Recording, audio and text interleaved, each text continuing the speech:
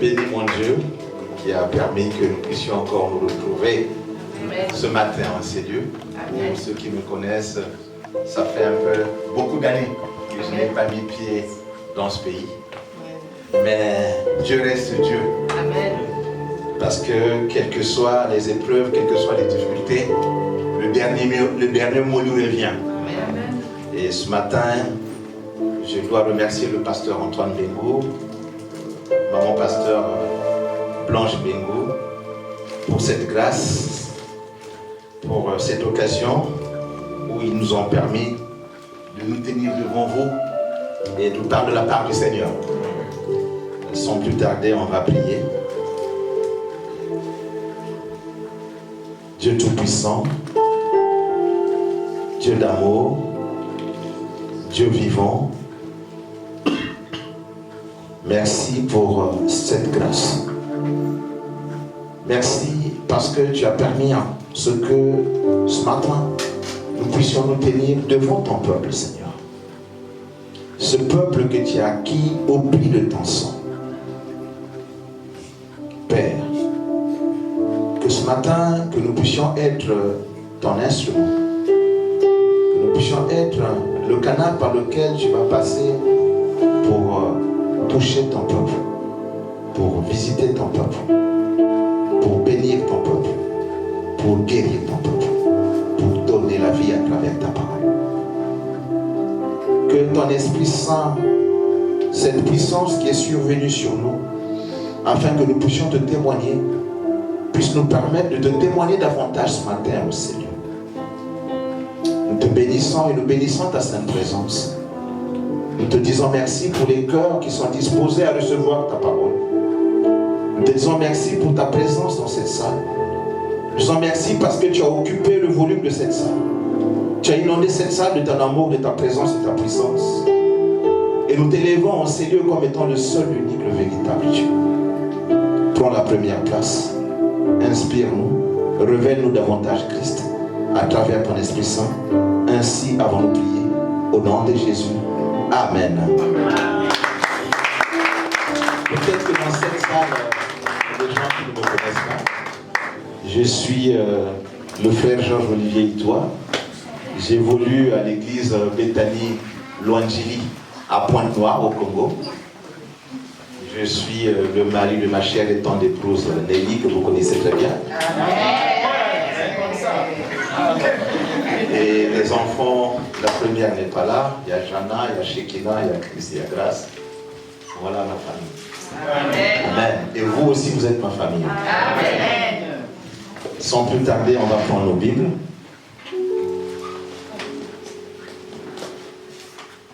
Que le bon Dieu nous conduise ce matin. Que son Esprit Saint nous conduise.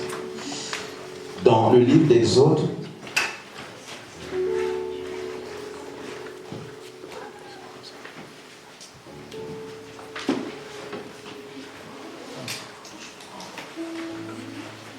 le thème de ce matin, c'est les voies de l'Éternel.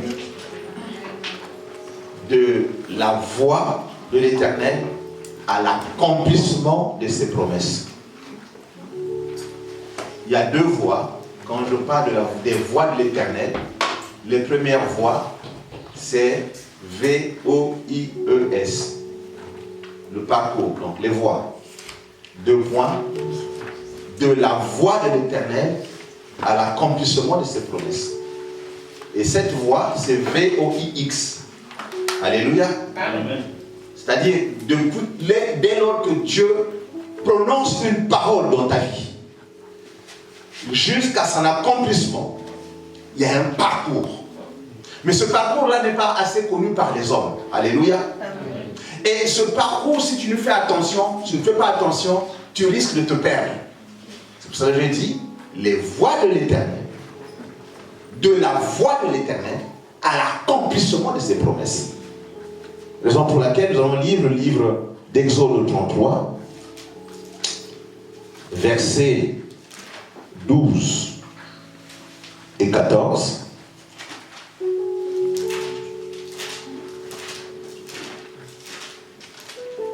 Nous lisons au nom du Seigneur. Amen. La parole de Dieu nous dit ceci. Moïse dit à l'Éternel, voici, tu me dis, fais monter ce peuple et tu ne me fais pas connaître qui tu enverras avec moi. Cependant, tu as dit, je te connais par ton nom et tu as trouvé grâce à mes yeux. Maintenant, si j'ai trouvé grâce à tes yeux, fais-moi connaître tes voies. Alors, je te connaîtrai et je trouverai encore grâce à tes yeux. Considère que cette nation est ton peuple. Alléluia. Parole du Seigneur. Amen. Nous avons lu ici, c'est Moïse qui s'adresse à l'Éternel. Moïse dit ceci. Il dit, cependant, tu as dit, je te connais par ton nom et tu as trouvé grâce à mes yeux. Maintenant, si j'ai trouvé grâce à tes yeux, fais-moi connaître tes voies. Alors, pourquoi Moïse veut que Dieu puisse lui faire connaître ses voies? Il dit, alors, je te connaîtrai. Ça, c'est la première chose. Deuxièmement, je trouverai grâce. Encore grâce à tes yeux. Est-ce qu'il y a quelqu'un qui ce matin veut trouver grâce devant les yeux de l'Éternel? Est-ce qu'il y a quelqu'un qui veut connaître davantage l'Éternel? Et il dit encore, considère que cette nation est ton peuple. Amen. Amen. Ici, il s'agit de Moïse. Dieu dit, je te connais par ton nom. Le fait que Dieu te connaisse, c'est une chose, c'est vrai. Le fait que Dieu t'a déjà fait voir ses voies dans ta vie, c'est vrai. Mais Moïse a dit, je veux que tu puisses me faire connaître tes voies. Et en connaissant tes voies, moi je vais te connaître. En connaissant tes voies, je trouverai grâce à tes yeux. Et enfin, tu vas considérer que ce peuple t'appartient. Mais, comme nous l'avons dit, que les voies de l'Éternel, de la voie de l'Éternel, jusqu'à l'accomplissement de ses promesses, depuis que Dieu libère sa parole dans sa voix, jusqu'à l'accomplissement de ses promesses, au milieu là, Dieu assez souvent ne te montre pas ce qui va se passer au milieu. Assez souvent, il y a beaucoup de choses qui se passent. Si tu n'y prends garde, tu risques de rater les bénédictions de Dieu. Si tu n'y prends garde, tu risques de ne pas saisir les promesses de Dieu. Il y a des gens aujourd'hui qui sont dans les cimetières, qui avaient des promesses plus grandes que toi et moi. Amen. Mais ces promesses-là ne se sont pas accomplies pour beaucoup de choses. Mais Moïse a accompli. Moïse a dit ceci. Alors je te connaîtrai. Parce que quand tu connais le Créateur, en connaissant le Créateur, tu connaîtras quelle est la volonté du Créateur dans ta vie. Amen. Tu connaîtras quelle est la mission que le Créateur t'a confiée sur cette terre des hommes. Amen. Mon frère et ma soeur, tu peux avoir l'onction, tu peux avoir tout ce que tu veux sur cette terre des hommes. Ça pourra peut-être te choquer ce matin. Mais ta réussite sur cette terre des hommes, c'est le jour où tu sauras, tu auras la révélation de la mission que Dieu t'a confiée sur cette terre des hommes. Amen. Le jour que tu auras la révélation de la mission que Dieu t'a confiée sur cette terre des hommes, et que tu vas marcher selon cette révélation, tu n'échoueras jamais. Amen. Même si toute la terre entière est contre toi, on dit que la terre aujourd'hui c'est 6 milliards d'habitants à peu près. Même s'il y a 5 milliards, 999 millions, 999 999 habitants qui sont contre toi, tu vas réussir. Amen. Raison pour laquelle la vie chrétienne, c'est une vie. Et nous voulons vivre comme quelqu'un qu'on appelle Christ le roi. Notre problème, c'est de le suivre parce qu'il a dit, je suis le chemin. Il n'y a pas d'autre chemin que lui. Je suis la vérité. Donc tout ce qui se dit en dehors de cette vérité n'est pas vérité. et je suis la vie. Et tout ce que tu trouves comme vie en dehors de cette vie n'est pas vie. Alléluia. Amen. Ici, ce peuple avait une promesse. Ce peuple, Dieu avait dit, vous serez pendant 400 ans en esclavage en Égypte, et vous allez sortir de là. Je vais vous emmener dans un pays où coule le lait et le miel. Ça, c'était la promesse de Dieu. Mais comment y arriver? Le peuple d'Israël ne savait pas. Même Moïse ne savait pas. Alléluia. 400 ans en Égypte. Comment sortir d'Égypte? Qui devait les faire sortir d'Égypte? Personne ne le savait. Ça, c'était le secret de Dieu. Amen. Donc, tu peux avoir les promesses de Dieu. Mais le grand problème, c'est entre la voix de l'Éternel, quand il te parle, jusqu'à l'accomplissement de ses promesses, il y a beaucoup de choses qui doivent se passer. Et je bénis Moïse, il dit, alors je te connaîtrai. Tu ne peux que savoir là où tu vas que si tu connais celui qui t'a envoyé. Alléluia. Or, connaître Dieu, Dieu se révèle dans sa parole. Et j'ai compris pourquoi Dieu avait dit à Josué que ce livre de la loi ne s'éloigne point de ta bouche. Médite le jour et nuit. Pourquoi? Parce que quand tu lis la parole de Dieu, quand tu médites la parole de Dieu, tu connaîtras ton Dieu. Tu connaîtras quelle est la volonté de Dieu. Quelle est la pensée de Dieu pour la situation dans laquelle tu es en train de traverser. Alléluia.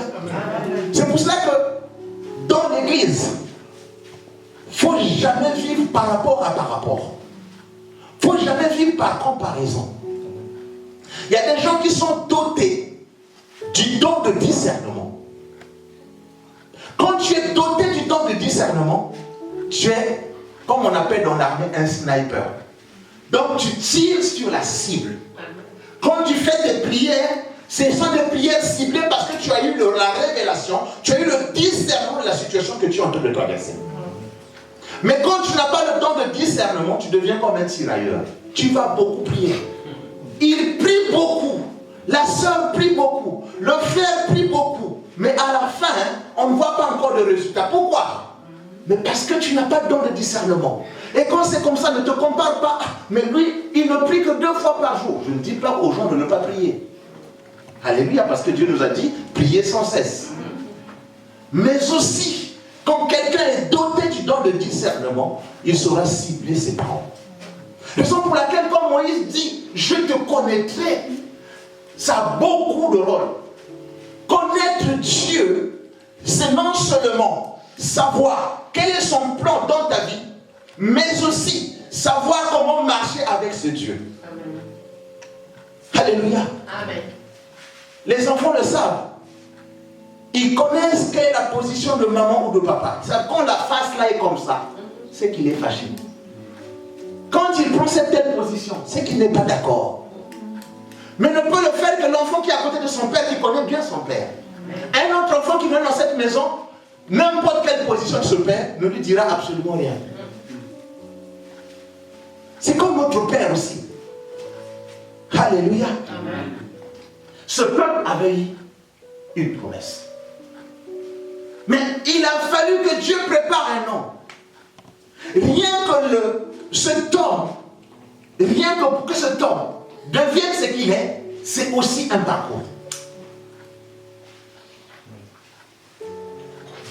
L'Éternel se souvient toujours de son alliance, se souvient toujours des paroles qu'il a proclamées. Comme il a dit, ces paroles ne peuvent pas repartir au ciel sans pourtant accomplir la mission pour laquelle elles ont été prédestinées. Donc il fallait qu'on puisse susciter un sauveur pour Israël. Mais Moïse, dans quelles conditions il est né? Il est né dans des conditions où Pharaon devait exterminer tous les mâles. Pharaon devait exterminer tous les enfants mâles. Mais Moïse a eu cette grâce où ses parents l'ont pris, l'ont mis dans une corbeille fabriquée de jonc et de bitume. Là aussi, c'est une révélation. Alléluia. Pour que l'eau du Nil ne rentre pas. Alléluia. Pour que lui ne soit pas en contact avec l'eau du Nil. Et c'est la fille du Pharaon qui le prend. Il est pendant 40 ans dans la maison de Pharaon. L'Égypte était la plus grande puissance du monde, comme les États-Unis aujourd'hui, ou la Chine. Toute la science provenait de l'Égypte. Mais là-bas aussi, il y avait la magie, il y avait la sorcellerie, ainsi de suite. Donc Moïse avait appris tout ça dans la maison de Pharaon. Mais quand Moïse a eu conscience que là où il était, c'était pas chez lui. Moïse a tout fait pour sortir de là, vous le savez très bien, il s'est battu, on l'a chassé, et il est parti, il a fait encore 40 ans, c'est son beau-frère là-bas. Chez Jéthro plutôt. 40 ans. Et c'est là où il a connu ce Dieu-là, sous forme de buisson ardent. Mais le problème ici, c'est le peuple qui devait quitter l'Égypte pour aller dans la terre promise. Un parcours qu'il devait faire en quelques jours. Mais Dieu a promis que ce parcours se fasse pendant 40 ans. Et pendant 40 ans, il y a eu beaucoup de choses. Il y a eu les serpents.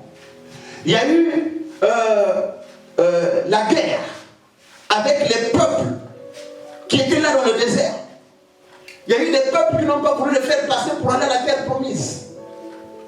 Est-ce qu'on pouvait imaginer que cela puisse arriver au peuple d'Israël à partir du moment où le Dieu vivant, le Dieu d'amour, le Dieu plein de bonté leur avait déjà promis que vous devez arriver à la terre promise? Ça devait être facile. Mais ça n'a pas été facile. Il y a eu beaucoup de difficultés. Alléluia. Jusqu'à ce que le peuple a commencé à murmurer. Nous allons repartir en Égypte. Là-bas, il y avait les cocombes. Là-bas, il y avait les tomates. Là-bas, c'était bon. Jusqu'à ce qu'on a dit même à Moïse. Mais en Égypte, il n'y avait pas de sépulcre pour nous enterrer. On commence à nous enterrer au désert. De la voix de l'Éternel à l'accomplissement de ses promesses, notre but, ou ce que nous devons faire, c'est de chercher à être en contact avec le Créateur.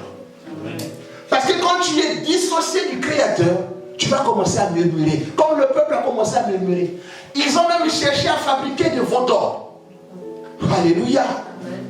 Parce qu'ils ne connaissaient pas la volonté de Dieu. Mais Moïse connaissait ce Dieu-là. Moïse l'a connu sous forme de buisson ardent. Moïse montait toutefois à la montagne pour être en contact avec ce Dieu-là. Pendant que Moïse était à la montagne, Josué était au bas de la montagne. Mais le peuple était resté là-bas dans le camp. Ce n'était pas le peuple qui était en contact avec Dieu. Et ce peuple a commencé à murmurer. Ce peuple a commencé même à fabriquer des veaux d'or. Nous aussi, dans le chemin d'accomplissement des promesses de Dieu dans nos vies, assurons-nous que dans cette salle, il y a beaucoup de gens qui ont déjà eu les promesses de Dieu dans leur vie. Amen. Il y a beaucoup de paroles qui ont été déclarées dans vos vies. Maintenant, le grand problème, vous attendez la matérialisation, la concrétisation de ces paroles dans nos vies. Mais pourquoi ça n'arrive pas? Et là, si on y prend garde, on peut commencer à murmurer. Amen. Alléluia. Amen. Les voies de Dieu sont insondables. Les voies de Dieu sont vraies et véritables. Les voies de Dieu sont souvent cachées et ne sont pas faciles à comprendre et difficilement accessibles. Si toi et moi, on ne prend pas du temps pour écouter la voix de Dieu, pour savoir quelle est la volonté de Dieu par rapport à une situation quelconque, on risque de murmurer, on risque de faire n'importe quoi. Alléluia. Je vais prendre beaucoup d'exemples dans la Bible. Regardez cette femme qu'on appelait Anne. Elle était avec sa rivale Pénina. Sa rivale pouvait mettre au monde 1001 fois. Mais elle n'avait aucun enfant. Tous les jours, elle partait à l'église. Alléluia. Mais il fut un jour où elle a changé de voir les choses. La manière de voir les choses. Tout le monde est parti, mais elle est restée. Elle a cherché à être en communion avec son Créateur. Elle a cherché à être en communion avec son Dieu. Et en cherchant à être en communion avec son Créateur, en cherchant à être en communion avec son Dieu, elle a eu la révélation. Je peux dire, elle a eu le don de discernement. Ce don de discernement a permis que Anne sache que Dieu avait besoin d'un prophète. Parce que les fils d'Élie commençaient à faire n'importe quoi dans le temple. Pour Dieu, les fils d'Élie ne devaient pas être comme leur père, à cause de ce qu'ils avaient fait. Et Dieu était à la recherche d'un prophète. Et Anne a eu la révélation.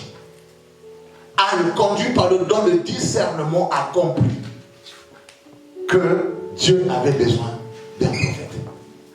Et là, maintenant, tous les jours, elle partait à l'église. Elle priait, elle adorait le Dieu vivant. Elle louait ce Dieu-là. Elle fléchissait chez genoux. Elle pleurait. Elle se lamentait. Elle versait ses larmes. Mais ce jour-là, c'était une autre dimension. Jusqu'à ce que le prophète a dit, tu es ivre. La femme Anne dit, je ne suis pas ivre. Alléluia.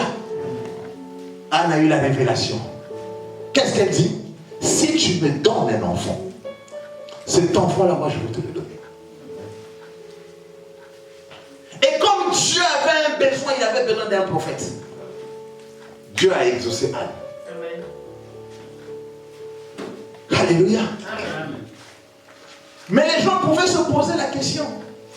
Comment se fait-il que Elkana, qui a beaucoup de moyens, Elkana, qui va tous les jours à l'église, Elkana, qui dépense beaucoup d'argent pour les offrandes, pour les dîmes. Mais comment se fait-il que sa femme, Anne, qu'il aime beaucoup, ne met pas au monde? Si c'était maintenant là, si c'était maintenant, Anne devait être entourée de faux prophètes et de fausses prophétesses. Est-ce que ton Dieu là, est-ce qu'il est vivant? Est-ce que son Dieu là dit la vérité? Est-ce que ton Dieu là t'aime? Regarde-toi Anne, regarde les autres, ainsi de suite. Mais Anne n'a pas tremblé. Anne n'a pas cherché d'autre chemin que continuer à servir son Dieu. Alléluia. Amen. Les voies de l'Éternel, mon frère et ma soeur, c'est difficile de les comprendre. Je prends encore un homme qu'on appelle Jonas. Dieu l'appelait à Ninive. Mais Jonas n'a pas voulu écouter la voix de l'Éternel. Jonas a voulu emprunter sa propre voie. À cause de ce Jonas, les gens ont perdu leur marchandise. À cause de ce Jonas, il y a des gens qui ont failli perdre leur vie. Mais la voix de l'Éternel n'était pas que Jonas aille à Tarsis, à la direction opposée. Mais la voix de l'Éternel voulait que Jonas aille à Ninive. Nous aussi, ça peut nous arriver. On veut imposer à Dieu un rythme. On veut croire que Dieu, c'est notre garçon de course. Pourquoi nous le faisons? Parce que nous raisonnons par rapport à ce que nous voyons autour de nous. Nous raisonnons par rapport à ce que nous écoutons. Nous raisonnons par rapport à ce que nous vivons. Or, derrière ce que nous écoutons, derrière ce que nous voyons, se cachent les plans de Dieu. Le grand problème maintenant, c'est de se surpasser, de prendre la hauteur comme l'aigle et de voir ce qui se passe derrière. Amen. Fin de fin, Dieu a fait que Jonas parte à Ninive. Parce que Jonas avait un but à accomplir pour la gloire de Dieu. On pouvait pas se poser la question. Mais Jonas a reçu la parole de Dieu. Dieu a visité Jonas. Comment Dieu peut-il permettre cela dans la vie de Jonas? Comment Dieu peut-il permettre que Jonas soit avalé par un poisson? Mais ce poisson avait un rôle à jouer. De prendre Jonas et de l'amener à Ninive. Alléluia. C'est comme toi et moi. Tu peux être avalé par une situation quelconque. Mais cette situation-là, Dieu permet que tu passes par cette situation pour que tu puisses le connaître davantage. Amen, amen.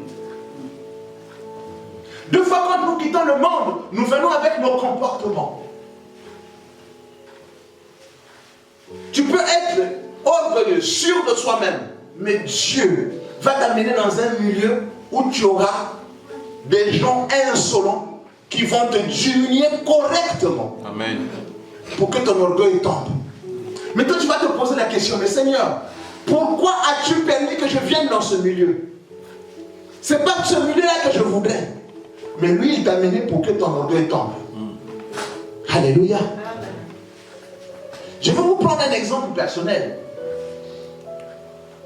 Pour ceux qui me connaissent, de 1999 à 2003, je travaillais dans un ministère. J'étais l'attaché d'un ministère. Et ce ministre-là, c'est un ami. On a étudié ensemble. Il avait beaucoup confiance en moi. Pour preuve, pour ceux qui connaissent Brazzaville, le lycée technique du 5 février en Pila, depuis la fondation jusqu'à la construction et l'équipement, c'est moi qui l'ai fait.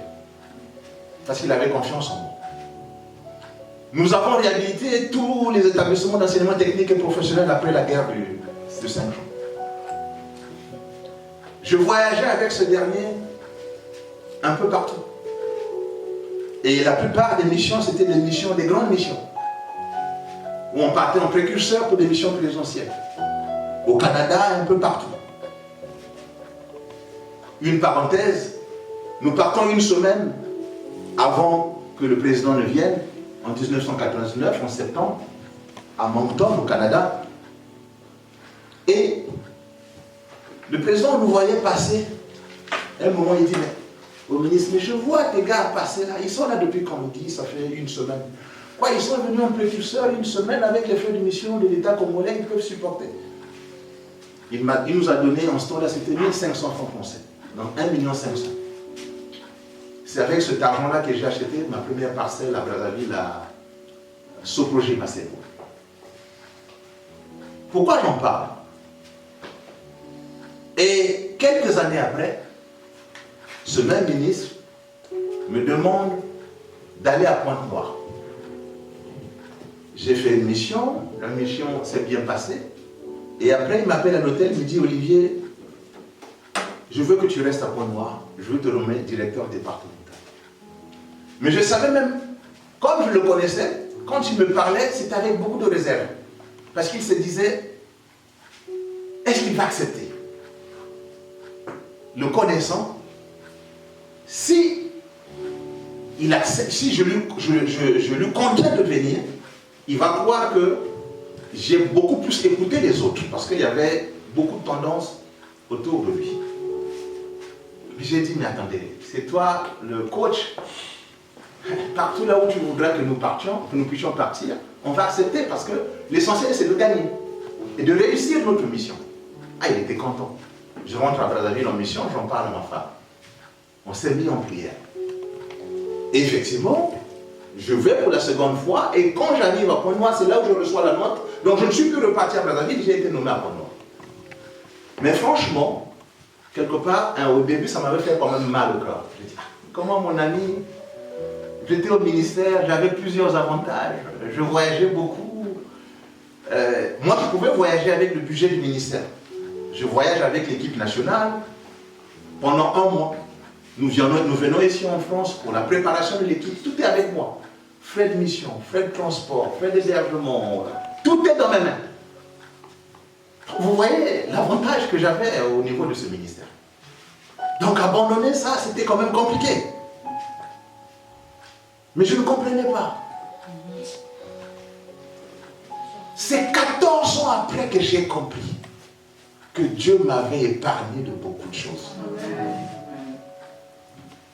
Parce que tout ce qui était resté autour de lui au ministère, en grande partie, ils sont morts. D'autres sont en exil. D'autres encore se sont séparés avec leurs femmes parce que trop de problèmes. Alléluia. Amen. C'est 14 ans après que j'ai compris, oh Seigneur, merci.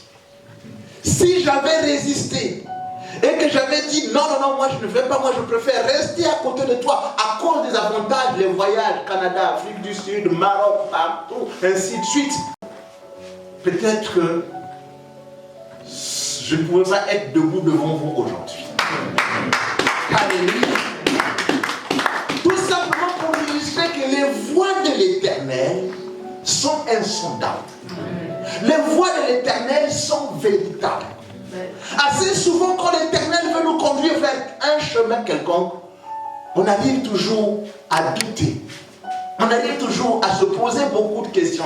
Pourquoi ça n'arrive qu'à moi? Oui, ça ne peut qu'arriver qu'à toi, parce que c'est toi que Dieu a choisi. Ça ne peut qu'arriver qu'à toi, parce que c'est toi que Dieu a choisi pour accomplir cette mission. Ça ne peut pas arriver à quelqu'un d'autre. Ça ne peut arriver qu'à toi. Parce que tu es le bien-aimé de Dieu. Amen. Alléluia. Je connais encore un homme dans la Bible qu'on appelle Joseph. Il a eu des songes, vous savez bien, à 2 reprises. Et ces songes, en fait, comme leur interprétation disait que c'est lui qui devait régner. C'est lui qui devait être un chef. Mais pour qu'il arrive, d'abord ses frères l'ont mis dans un puits. Et je crois que c'est Judas qui était venu pour dire non, non, non, on ne va pas le tuer, faites-le sortir. Et les Ismaélites qui sont là, on va le vendre. Ils l'ont vendu chez les Ismaélites. Pendant ce temps, ils ont pris ses habits, ils ont imbibé ses habits de sang de bouc et son agneau. Ils sont partis montrer ça à son père pour dire qu'il est mort. Il y a 2 personnages. Il y a Joseph et il y a son père Jacob. Regardez cet homme qui devait être celui-là par qui la promesse de Dieu faite à Abraham devait s'accomplir. Parce que Dieu dit à Abraham, va-t'en de ton pays, de ta patrie. Alléluia. Je ferai de toi une grande nation. De toi naîtront des rois. Et je ferai ton nom grand. Dieu avait proclamé cela à Abraham des années avant. Il fallait que cela s'accomplisse. Si tu vois les enfants, quand je parle de la lignée de ceux-là par laquelle cette parole devait s'accomplir, c'est vrai qu'Abraham avait Isaac, et que j'ai dit, il y avait Ismaël et Isaac. Mais moi je parle d'Isaac. La promesse devait se accomplir par Isaac, un seul. Après Isaac, on arrive Jacob et Ésaü, mais la promesse devait s'accomplir par Jacob, un seul. Alléluia. Mais de Jacob, c'est là où on a commencé à parler des 12 tribus d'Israël. C'est là où on a commencé à parler de la multiplication. Alléluia. Or, Dieu avait parlé de ça depuis longtemps à Abraham. Regardez maintenant ces 2 personnes par lesquelles les promesses de Dieu devaient s'accomplir. Jacob, les difficultés ont commencé depuis le ventre de sa mère. Depuis le ventre de sa mère, il a commencé à se battre avec son frère. Alléluia. Toi, tu te dis que tu as des problèmes. Tu te dis que tu as des difficultés. Mais il y a des gens qui en ont connu plus que toi. Pour Jacob, ça a commencé depuis le ventre de sa mère. Toi, tes problèmes ont commencé depuis quand? Alléluia. Donc, c'est pour te dire, par moment, ça ne sert même pas de pleurer. Par moment, il faut que nous puissions rendre grâce à Dieu. Parce qu'il y a des gens qui ont connu plus que ce que nous sommes en train de connaître, toi et moi. Dès qu'il sort, son père le bénit. Son frère le poursuit. Il cherche à le tuer. Il fuit. Il va chez ses beaux-parents Laban. Il arrive là-bas, il voit une femme qui lui a plu. Mais son beau-père l'escroque. On lui demande encore de travailler 7 ans. Il a travaillé 7 ans. Mais pour sortir de là, c'était des problèmes aussi. Alléluia. Regardez les difficultés que ce Jacob-là a connues. Et la femme qu'il aimait, le jour qu'il a mis au monde, le deuxième enfant qu'on appelle Benjamin. On appelait d'abord Benoni, le fils de ma douleur, mon frère et ma soeur. Il y a des noms pour lesquels, si tu donnes ça à ton enfant, ce nom-là, l'explication de ce nom, l'esprit qui est derrière ce nom, peut le poursuivre toute sa vie. Benoni, c'était le fils de ma douleur. Mais Jacob a dit, on ne va pas l'appeler Benoni, on va l'appeler Benjamin. Alléluia, qui signifie un prince. Donc, quand cette femme mettait au monde, elle meurt. Regardez les épreuves de Jacob. Et l'enfant grandit. Donc le premier fils de celui-là, le premier fils, qui est né de la femme que Jacob aimait beaucoup plus, pour laquelle Jacob a travaillé 14 ans, 7 ans de plus. Et c'est ce premier fils-là qu'on dit qu'il est mort parce qu'il y a des bêtes féroces qui l'ont dévoré. Alléluia. Amen. Et si vous suivez la suite, vous allez voir que quand il y a eu la famine en Égypte, en Israël, ils sont partis en Égypte. Ils rencontrent Joseph. Joseph ne s'est pas encore dévoilé. Ils ont dit que vous avez un frère. Mais vous me laissez quelqu'un en gage et vous allez prendre le petit frère. Ils ont laissé Siméon en gage. Ils sont partis voir papa. Pour dire, non, nous avons trouvé quelqu'un là-bas qui peut nous aider. Mais il a pris Siméon en gage. Il a dit, pour qu'il nous donne encore davantage, on doit repartir avec Benjamin. Et Jacob s'est exclamé, vous m'avez pris Joseph. Vous m'avez pris Benjamin et Siméon. Vous voulez encore prendre Benjamin? Mais regardez le parcours de cet homme. Là, c'est Jacob. Maintenant, Joseph lui-même. On le met dans le puits, on le vend chez les Ismaélites. Il va chez Potiphar. Tout prospère. La femme de Potiphar jette son regard vers ce dernier. Mais comme Joseph avait une mission à accomplir, il n'a pas cédé. À cause de cela, mon frère et ma soeur, quand tu marches dans la vérité, tu constateras que nombreux ne vont pas t'aimer sur cette terre des hommes. Quand tu marches dans la vérité, tu constateras que nombreux voudront ternir ton image pour éliminer un grand nombre de personnes de s'approcher de toi, pour te ridiculiser. Chose que Joseph a connue. Il va en prison. Et de la prison, il sort pour être premier ministre d'Égypte. Comment imaginer cela? Comment on peut dire que ce Dieu-là, qui nous aime tant, peut permettre ce genre de choses? On dit qu'il est amour. Mais tous ces passages de Joseph ou de Jacob, c'était pour qu'ils connaissent davantage ce Dieu vivant, qu'ils connaissent davantage ce Dieu d'amour, et que tout ce qui va se faire ne soit que pour la gloire de Dieu. Amen. Dieu par moments nous permet d'arriver dans certaines situations de telle sorte que tu te retrouves seul avec lui, pour que quand il va se manifester dans ta vie, que toi tu n'aies pas de doute, que les gens autour de toi n'aient pas de doute, que les gens sachent que cette affaire-là, la résolution de cette affaire-là, ce n'est pas un homme, mais ça, c'est la main de Dieu. Amen. Et qu'à travers toi, les gens reconnaîtront que le Dieu que tu pries, c'est le Dieu véritable. Amen. Le Dieu que tu pries, c'est le Dieu tout-puissant. Le Dieu que tu pries, c'est le Dieu de gloire. Amen. Notre Dieu, ce n'est pas un Dieu de confusion. Amen. Si tu amènes dans certaines situations, c'est qu'il ne veut pas qu'il y ait la confusion dans ta vie. Pour que toi-même, tu ne sois pas aussi non plus de la confusion. Pour que tu ne dises pas, mais oui, mais j'étais avec mon oncle. Mais si cela est arrivé, peut-être que c'est l'oncle qui était parti voir un tel pour me pistonner. Alléluia. Amen. Il va permettre de telle sorte que tu te retrouves dans des situations compliquées. Et quand tout le monde te verra, ils reconnaîtront que là, c'est la main de Dieu. Amen. Alléluia. Amen. La parole de Dieu nous dit ce que les voies de l'Éternel sont différentes des voies des hommes. Comme je l'ai dit, Dieu n'est pas notre agent de course ou enfant de course. On veut toujours imposer à Dieu notre volonté à nous. Mais nous le faisons parce que nous voulons vivre par rapport à ce que nous regardons autour de nous, Amen. Par rapport à ce que nous écoutons. Et nous voulons vivre aussi par rapport à par rapport. Pour ceux qui étaient là à la prière de jeudi,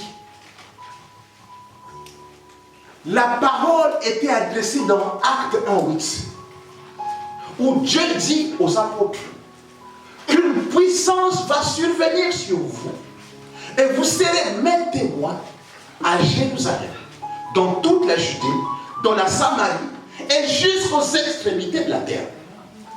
Mais il fallait que cette parole s'accomplisse. Il fallait qu'ils soient les témoins de Christ, non seulement à Jérusalem, mais aussi dans toute la Judée, dans la Samarie et jusqu'aux extrémités de la terre. Mais quand les apôtres, après le jour de la Pentecôte, quand les apôtres ont commencé à faire des miracles, les pierres, quand Pierre marchait, rien que sa silhouette pouvait faire que les gens soient guéris. Rien que le mouchoir de Pierre pouvait faire que les gens soient guéris. Qu'est-ce que les gens ont fait? Ils se sont cramponnés à Jérusalem. Ils sont restés à Jérusalem alors que la mission qui leur avait été donnée, c'est d'aller dans toute la Judée, dans la Samarie et où jusqu'aux extrémités de la terre. Deux fois, il y a des choses qui nous arrivent. Il faut chercher quelle est la volonté de Dieu. Qu'est-ce que Dieu dit par rapport à ce qui nous arrive? Raison pour laquelle, comme ils étaient comprenés à Jérusalem, qu'est-ce que Dieu a fait? On peut dire que comment ce Dieu d'amour peut permettre cela? Mais c'est sa volonté. Notre Dieu, il est souverain. Alléluia. C'est dans sa souveraineté. Il est libre de décider. Qu'est-ce qu'il fait? La persécution a commencé. On a commencé à décapiter la tête de Jacques. Mais quand c'est comme ça, qu'est-ce que vous allez faire? Vous allez fuir Jérusalem. Vous allez partir dans toute la Judée. Mais en partant dans toute la Judée, c'est là où vous allez accomplir la parole de Dieu. Alléluia. Alléluia. Paris, c'est difficile. Paris, il n'y a pas de job. Paris, c'est compliqué. Mais si Dieu t'envoie à Rennes, va à Rennes. Parce que c'est là-bas que peut-être que ta bénédiction t'attend. Tu te composes seulement à Paris parce qu'il y a les Champs-Élysées. Tu te composes seulement à Paris parce qu'il y a la Tour Eiffel. Mais la Tour Eiffel et les Champs-Élysées ne font pas partie du plan de Dieu dans ta vie. Alléluia. Dieu t'attend ailleurs. Alléluia. C'est ça la volonté de Dieu. Et les voies de Dieu, quand c'est comme ça, on ne les comprend pratiquement pas. Et vous allez voir que ce Dieu-là, qu'est-ce qu'il a permis? Quelqu'un qui persécutait l'Église. Parce que le jour qu'on tuait Étienne, Saul, en ce temps-là, on l'appelait Saul avant qu'il ne soit Paul, il était là celui qui ramassait les habits. Mais c'est cette personne-là que Dieu va utiliser pour que sa parole s'accomplisse. C'est cette personne-là que Dieu va utiliser pour que la parole de Dieu qui a dit allez, vous serez mes témoins jusqu'aux extrémités de la terre s'accomplisse. C'est Paul qui a amené la bonne nouvelle aux extrémités de la terre. Mon frère et ma soeur, il peut y arriver que dans ta vie, tu puisses rencontrer des gens que tu détestes, que tu n'aimes même pas, comme on dit, tu ne le calcules pas. Mais c'est cette personne-là que Dieu va mettre sur ton chemin. Alléluia. Maintenant, il faut se dire, Dieu nous a dit, il faut aimer même vos ennemis. Mais si tu n'as pas cette parole-là dans ton cœur, tu vas chercher la bagarre. Tu vas chercher les problèmes. Si c'est au travail, tu fais la bagarre, on te renvoie. Alléluia. Si tu es dans la rue, c'est la police vous prend, tu vas en prison pour rien. Or, ton problème n'était pas de t'énerver, ton problème était de l'aimer. Alléluia. Parce que même Pierre, au départ, doutait de Paul dans sa prédication. Mais c'est Dieu qui l'a utilisé.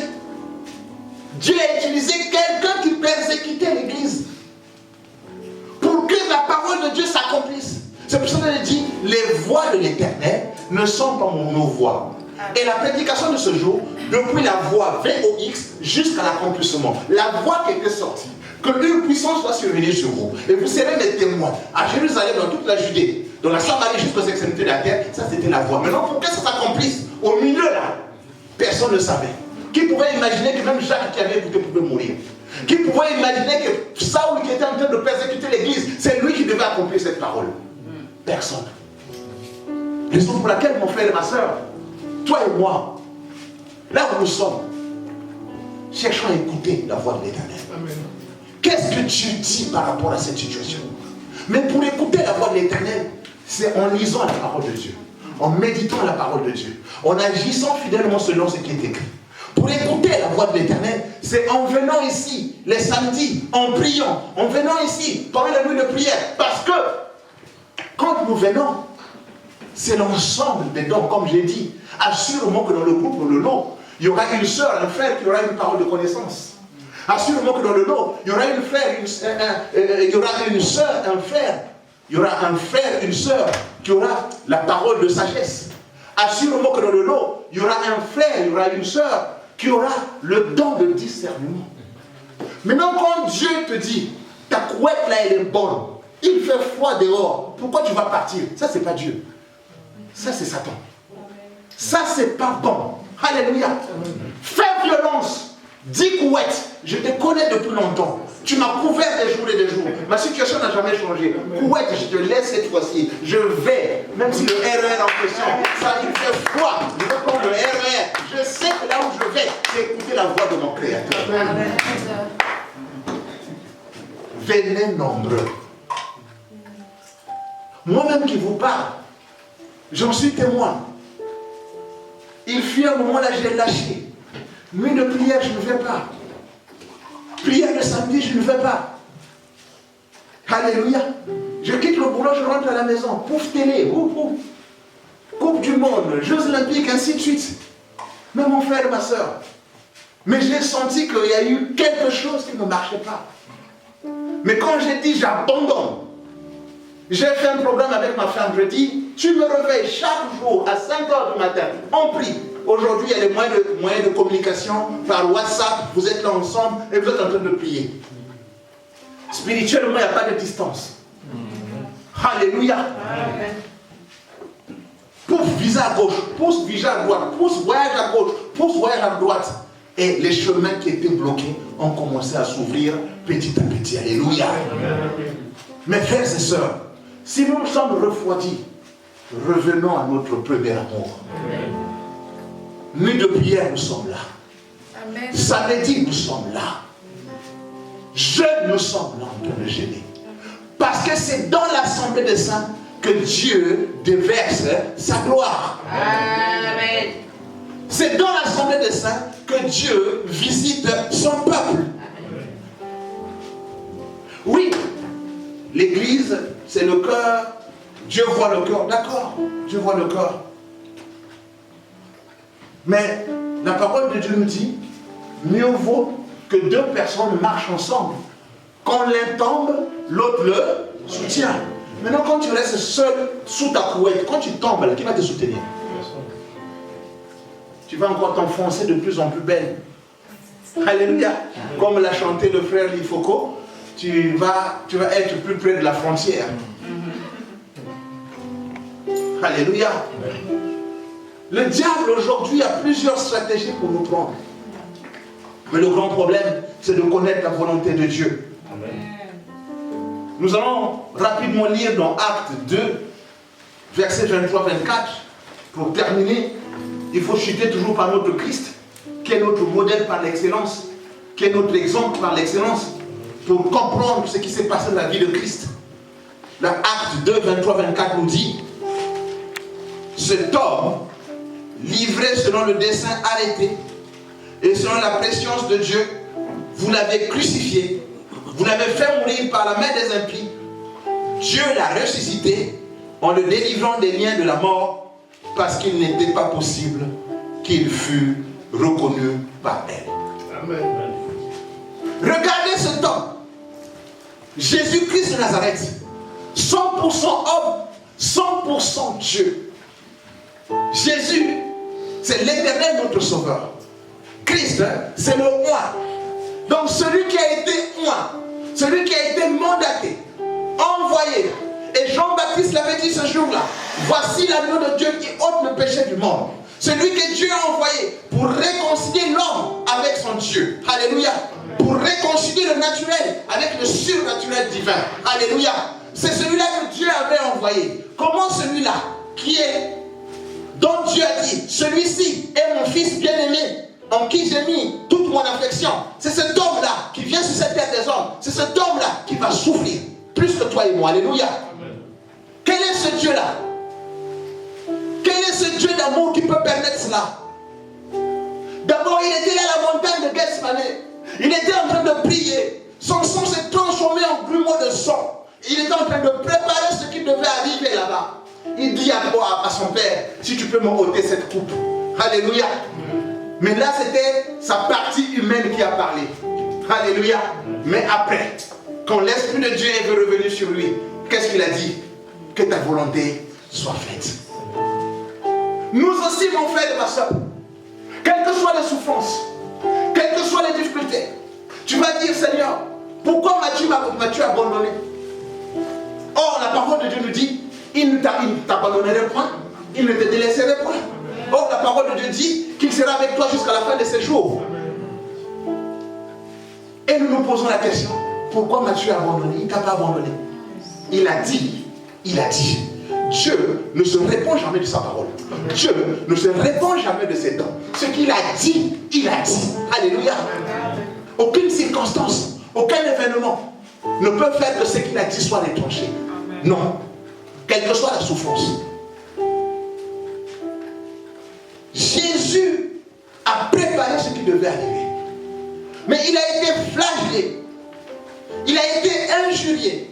On a arraché sa barbe. On a craché sur son visage. Les gens l'ont même abandonné. Mon frère et ma soeur, quand tu as écouté la voix de Dieu, quand tu marches selon la voix de Dieu, pour arriver à l'accomplissement, il y aura beaucoup de choses qui vont se passer dans ta vie. On va t'humilier. On va cracher sur toi. On va te faire comprendre que tu es un vaurien. Même ceux-là qui étaient avec toi, qui se disaient vraiment ils sont les meilleurs des meilleurs, ils vont t'abandonner.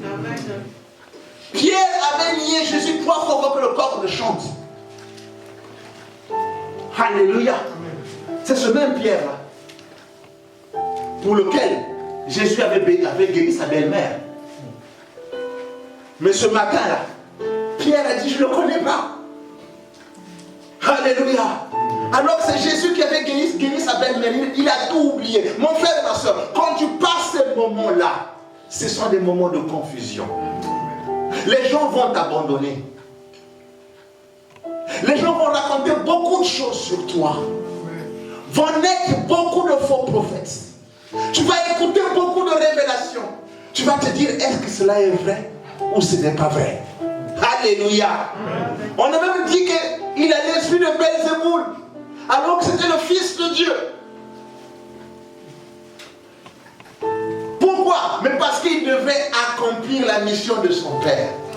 Alléluia. Il devait aller jusqu'à la croix. C'est pour cela que nous avons lu ceci, que vous l'avez crucifié. Vous l'avez fait mourir par la main des impies. Raison pour laquelle vous l'avez crucifié. Vous l'avez fait mourir par la main des impies. Ça, c'est la main des hommes. Quand tu traverses le moment difficile, il y aura toujours les mains des hommes. Alléluia. Il y aura toujours les mains des hommes. Il y aura toujours les paroles des hommes.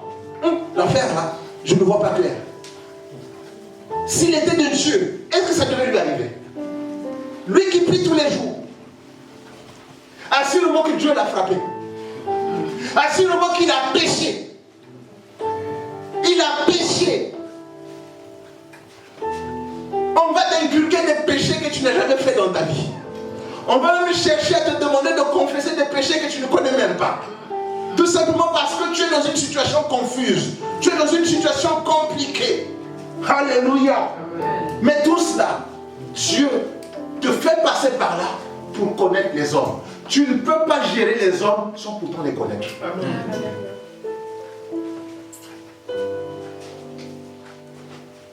Il y aura des choses qui vont se faire. Ça, ce sont les hommes. Maintenant, écoutez ce que Dieu va faire. Alléluia.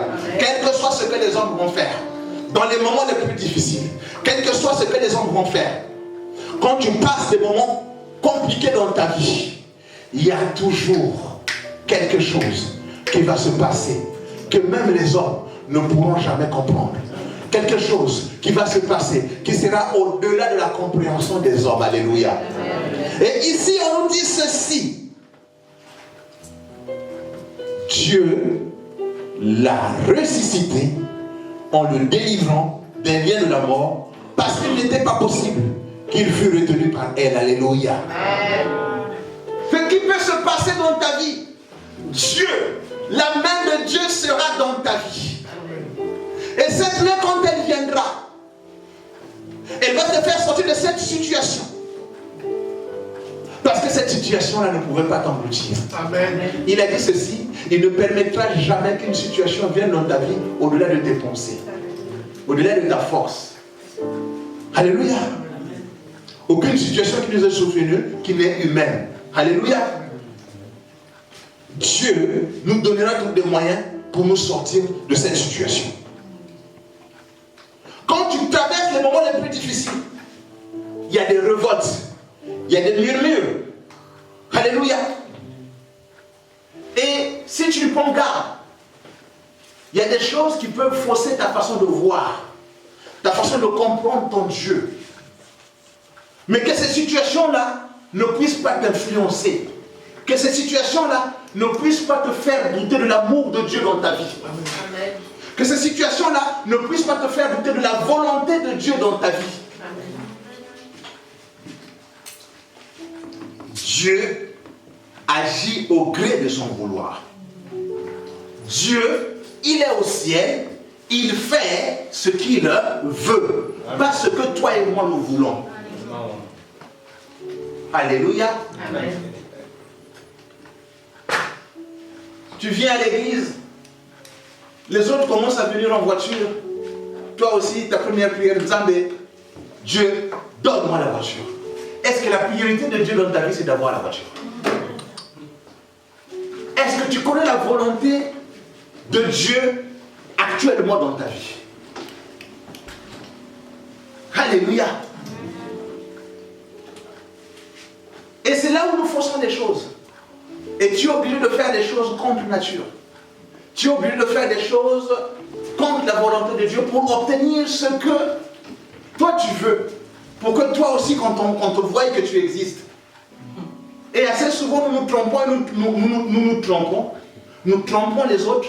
Et nous croyons tromper Dieu. Alléluia, amen. Je vais témoigner. Dieu a fait des grandes choses dans ma vie. Il m'a béni d'une voiture. Il t'a béni comment? Alléluia. Amen. Tu rentres encore, tu t'enfonces encore davantage. Or, ce n'était pas la volonté de Dieu. Amen. Dieu t'a réservé 10 voitures. Tu n'as pas réservé une voiture. Amen. Mais les 10 voitures là attendent que le temps fixé par Dieu. Parce que Dieu ne fait pas les choses avant, il ne fait pas après. Dieu n'est ni en avance, ni en retard. Dieu fait les choses au temps convenable. Amen. Cherche que Dieu agisse selon sa volonté au temps convenable. Pas au temps que nous voulons. Le temps difficile pour arriver à l'accomplissement des promesses de Dieu. Assez souvent, nous passons les temps de la honte, nous passons les temps d'humiliation, le temps d'abaissement, le temps de... On te dévalorise même. Alléluia. Mais tout cela, Dieu est en train de te forger. Mon frère et ma soeur, en Israël, quand on construisait le temple, les pierres étaient taillées à la carrière. Les pierres étaient taillées à la carrière. Et chaque pierre, quand on la prenait à la carrière, on la menait dans le temple, on la menait nette, c'était sa place. Il n'y avait aucune pierre qui était plus longue, ni plus courte, ni plus haute, ni plus grosse, ni plus petite. Non. Toutes les pierres, quand elles venaient pour la construction du temple, étaient déjà bien taillées et chaque pierre avait sa place. C'est comme toi et moi. Nous faisons partie de l'église. Mais il faut que nous puissions passer par la carrière pour être bien taillés, afin que chacun de nous ait sa place dans l'église. Mais ce processus-là, où on doit être taillé là, pour avoir la forme qu'il faut dans l'église, nous ne l'aimons pas. Amen. Amen. Yes. Nous n'aimons pas ce processus. Nous nous disons, pourquoi tu dois me tailler? Moi, je veux être comme ça. Tu ne vas pas rentrer. Mais tu ne vas pas rentrer. Mais tu rentres, tu pousses les autres. Alléluia. Amen. Amen. Donc, c'est ça le grand problème. Amen. Quand tu passes par ces moments, les gens qui autrefois étaient attachés à nous évitent.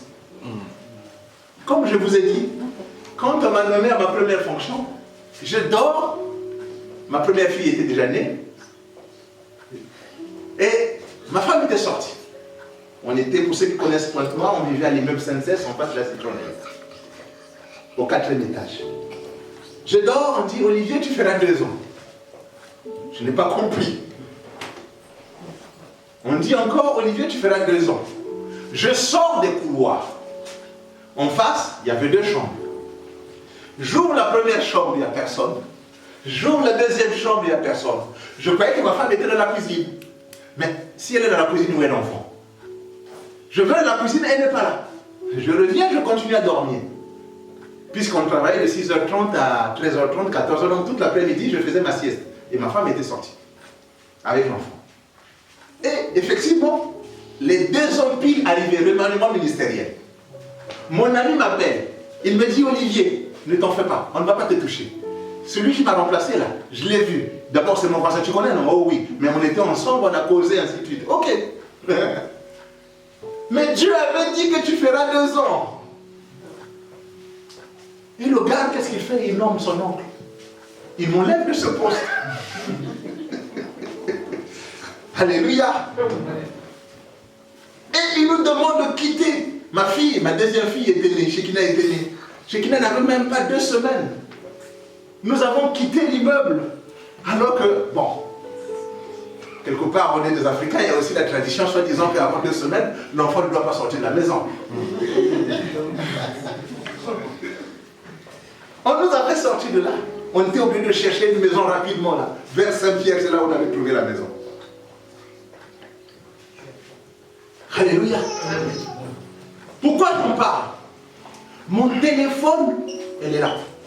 Ne pouvait même pas faire 10, 20, 30 minutes sans pourtant sonner. Comme j'étais directeur du département de la SNCS, donc j'ai géré toutes les entreprises de Pointe-Noire. Toutes les entreprises.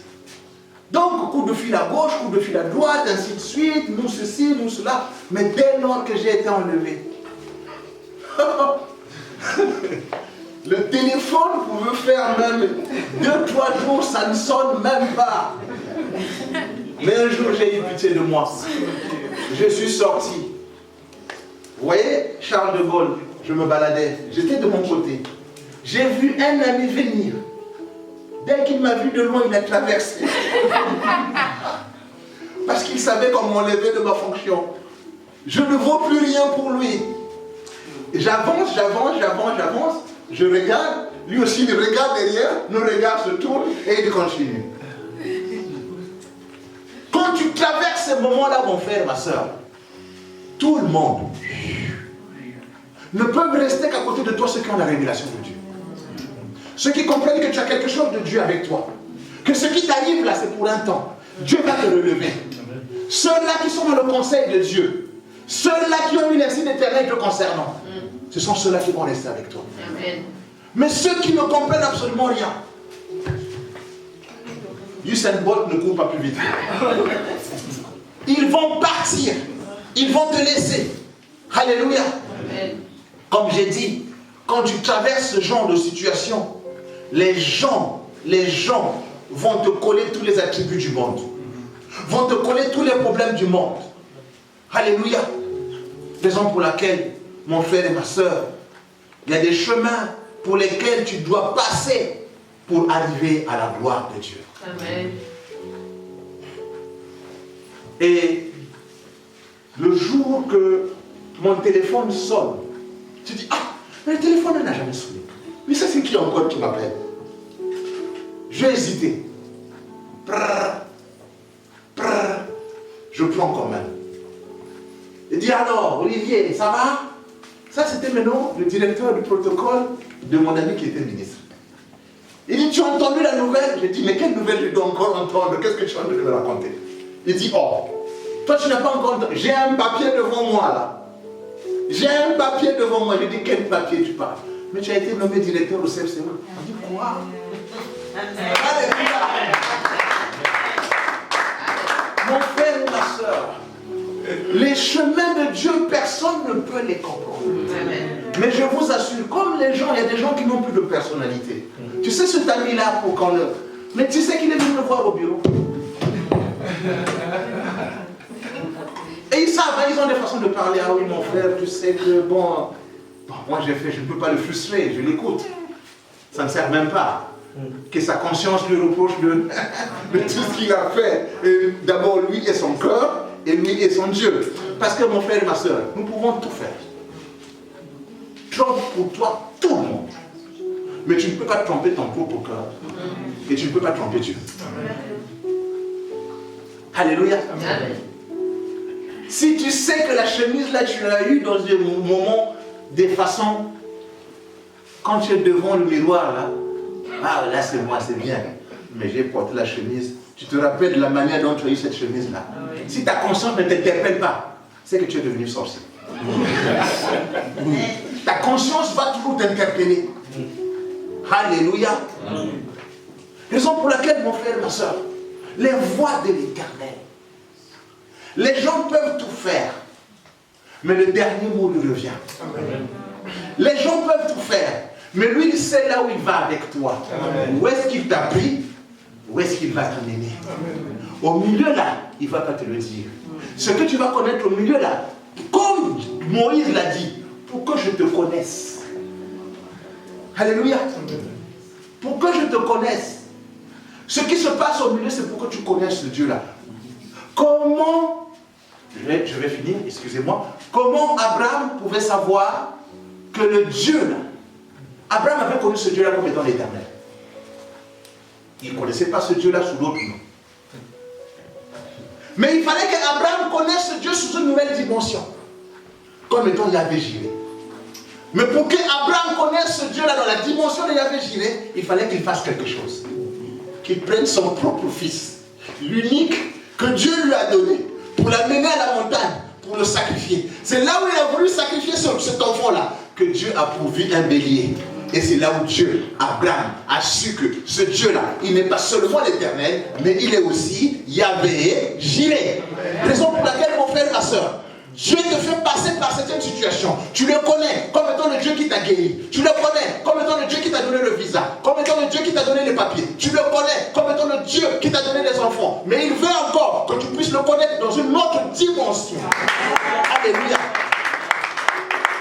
Et le jour que tu vas dire que l'Éternel est ma justice, parce que tu avais un problème compliqué, vous êtes parti en justice.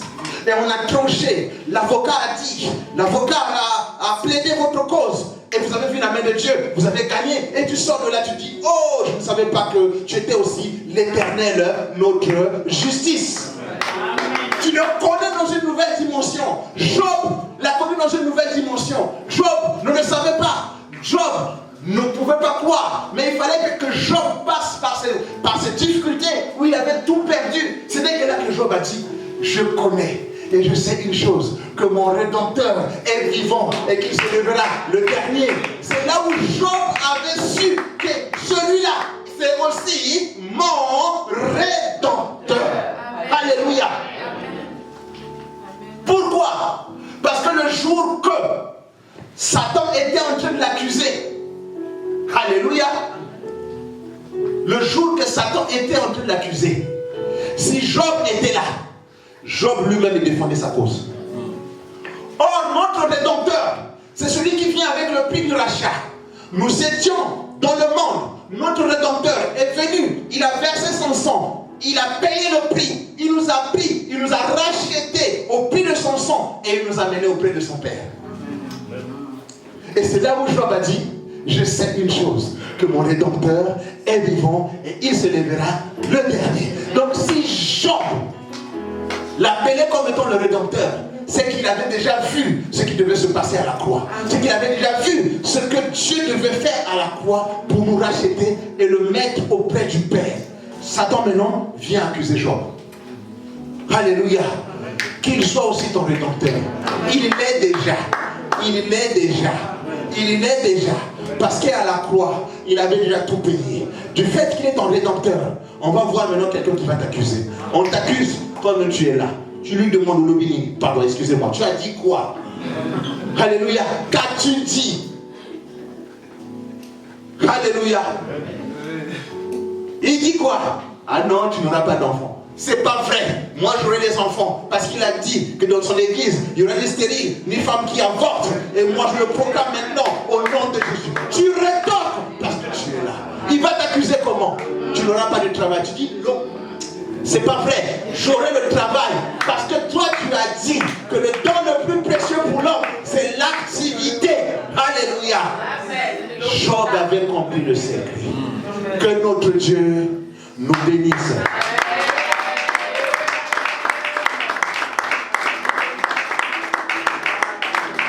On va prier. Tu vas élever ta voix ce matin. Tu vas demander à ton Dieu, tu vas dire, Seigneur, donne-moi la force. Fais de moi un homme, une femme de prière. Fais de moi un homme, une femme qui lit la parole de Dieu, qui la médite jour et nuit. Afin que les temps d'humiliation, les temps de honte, d'abaissement que je suis en train de traverser ne puissent pas m'influencer. Mais au contraire, puissent me pousser davantage de chercher ta face. Puissent me toucher, pousser davantage de me rapprocher de toi, de demeurer dans ta présence, d'écouter ta voix et de marcher selon ta volonté. Élevons nos voix, prions au nom de Jésus, alléluia. Oh Dieu Tout-Puissant.